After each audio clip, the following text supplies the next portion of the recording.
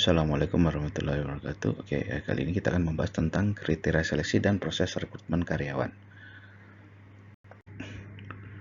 Oke, pertama kita tentukan dulu kriteria untuk seleksi karyawan ya. Proses rekrutmen ini sangat penting karena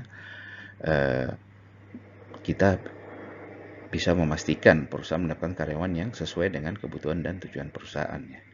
Oke, ini tidak harus ini, tetapi ini adalah 8 rekomendasinya. Yang pertama adalah kualifikasi pendidikan. Nah, ini harus sesuai dengan lowongan yang dibutuhkan. Lalu pengalaman kerja, itu juga menentukan. Berikutnya adalah kemampuan keterampilan, misalnya programming, menggunakan Excel, word processor seperti Word, dan lain-lain. Lalu yang keempat, kemampuan berkomunikasi. Yang kelima, kepribadian dan apakah dia cocok dengan budaya perusahaan gitu ya.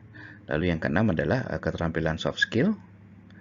Yang ketujuh, motivasi dan keinginan untuk belajarnya kuat ya. Jadi selalu ada perkembangan pengetahuan, selalu belajar. Lalu yang kedelapan ini tidak kalah pentingnya adalah referensi dan riwayat kerja dia sebelumnya ya.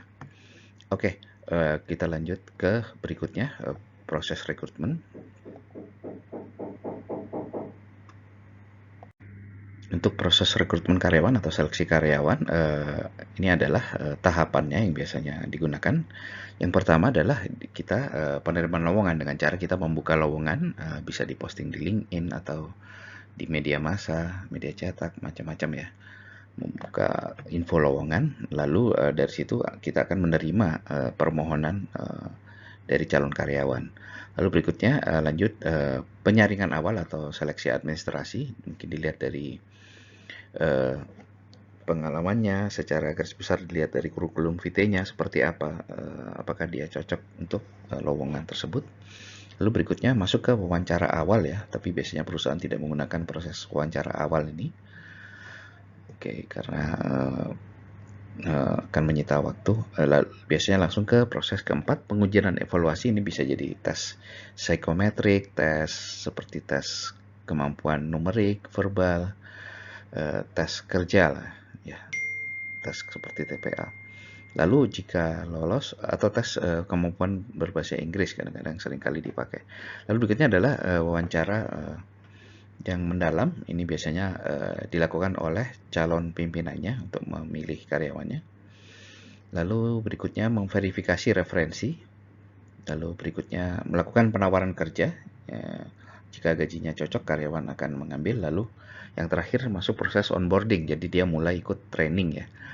Jadi dia onboarding karyawan baru, new hire orientation biasanya ya. Jadi karyawan baru akan diberi pelatihan-pelatihan dan diberitahu seperti apa aturan dan budaya perusahaan seperti itu. Nah, proses seleksi ini wajib dilakukan secara hati-hati dan objektif. Tidak boleh subjektif karena ini untuk menjaga kualitas karyawan yang didapatkan oleh perusahaan seperti itu. Oke, terima kasih waktunya. Wassalamualaikum warahmatullahi wabarakatuh.